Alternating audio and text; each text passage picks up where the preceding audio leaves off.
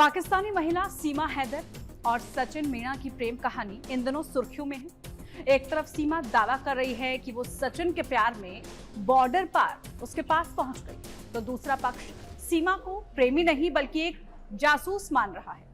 Police इसकी जांच में भी जुटी हुई है। खास बात यह है कि सीमा ने खुद एक इंटरव्यू में बताया कि उसका भाई पाकिस्तानी आर्मी में है। ऐसे में जांच एजेंसियां अब उसके पूरे परिवार की कुंडली खंगालने में जुटी हुई है। इसके साथ साथ पुलिस उन लोगों की भी तलाश में जुटी हुई है जिनकी मदद से पहले तो सीमा पाकिस्तान से नेपाल आई और फिर नेपाल से भारत पहुंच गई।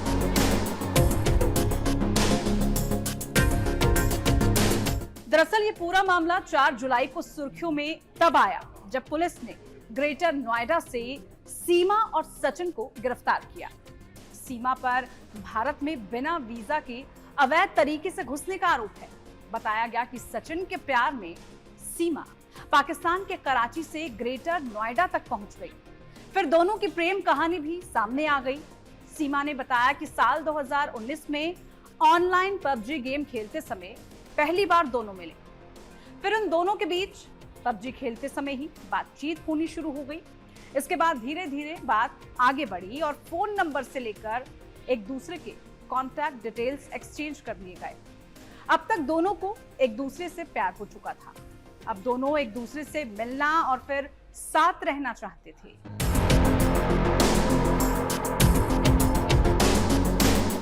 पाकिस्तान और भारत के बॉर्डर पर जारी तनाव के बीच पहली मुलाकात के लिए दोनों ने नेपाल की राजधानी काठमांडू को चुना और वो दोनों 10 मार्च 2023 को पहली बार मिले। दोनों 7 दिनों तक रहे। काठमांडू के एक होटल में रुके। सीमा ने बताया कि इसी दौरान दोनों ने पशुपतिनाथ मंदिर में शादी भी रचा ली। फिर सीमा वापस पाकिस्तान चली गई और सचिन ग्रेटर नोएडा लौट आया। इसके बाद उन दोनों ने भारत में ही साथ रहने का फैसला कर लिया। 11 मई को सीमा एक बार फिर से टूरिस्ट वीजा पर नेपाल पहुंची और वहां से एक प्राइवेट बस से सुरक्षा एजेंसियों की पकड़ में आए बिना दिल्ली तक जा पहुंची।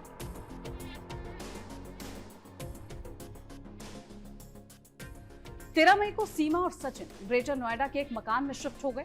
तब से लेकर 4 जुलाई तक पुलिस के हत्थे चढ़े बिना सीमा बिना किसी डर के भारत में घूमती रही। दरअसल सीमा चाहती थी कि सचिन उससे लीगल तरीके से शादी करे, इसलिए दोनों ने एक वकील को हायर किया। वकील ने इसके लिए उन्हें 30 जून की तारीख भी दे दी। जब दोनों कोर्ट मैरिज के लिए पहुंचे तो वकील ने उनसे डॉक्यूमेंट्स मांगे। जैसे ही वकील ने देखा कि सीमा पाकिस्तान की रहने वाली है तो उन्होंने कहा कि वो ये शादी नहीं करवा सकते क्योंकि ये कानून के खिलाफ है। इसी के बाद जैसे ही पुलिस को इसकी सूचना मिली तो वो सीमा और सचिन की तलाश करने लगे और उन दोनों को ट्रेस भी कर लिया गया। लेकिन अब जांच एजेंसियां इस बात को लेकर पूरी तरह से आश्वस्त नहीं हो पाई हैं कि सीमा पाकिस्तान एजेंट है या फिर नहीं। नोएडा पुलिस के मुताबिक सीमा पाकिस्तान के सिंध प्रांत के जैसमाबाद की रहने वाली है। साल 2014 में गुलाम हैदर के साथ उसकी शादी हुई। उसकी 3 बेटियां और एक बेटा है।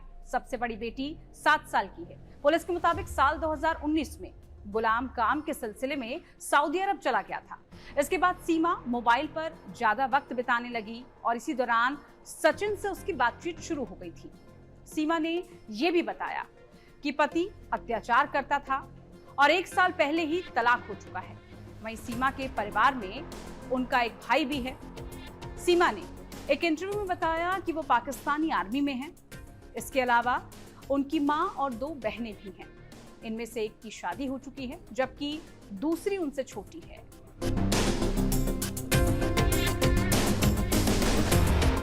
सीमा पर शक की कई वजह हैं। दरअसल सीमा ने अपने परिवार वालों के कुछ कॉन्टैक्ट नंबर भी दिए हैं, लेकिन उनमें से कोई भी कॉल लग नहीं रहा है। उसने बताया कि वो 5वीं क्लास फेल है, लेकिन उसके पास कंप्यूटर का बेहतर नॉलेज है और वो हिंदी भी धारदार बोलती है।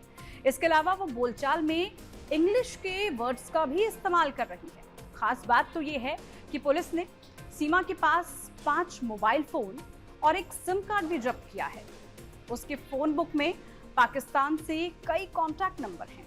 फोन और सिम कार्ड की जांच फॉरेंसिक टीम की तरफ से की जा रही है। वो अपने साथ एक सीडी भी लेकर आई है जो 2014 में हुई उसकी पहली शादी की है। उसके पास से कुछ डॉक्यूमेंट्स भी बरामद किए गए हैं जिसमें पाकिस्तानी पहचान पत्र के साथ ही पासपोर्ट, फैमिली रजिस्ट्रेशन सर्टिफिकेट, शादी का सर्टिफिकेट, फ्लाइट की टिकट, ये सब बरामद की गई हैं। ऐसे में जांच एजेंसियों को जब तक ये पूरा यकीन नहीं हो जाता तब तक सीमा पर संदेह बना रहेगा। अगर आपको ये वीडियो पसंद आई तो इसको लाइक और शेयर जरूर कीजिए।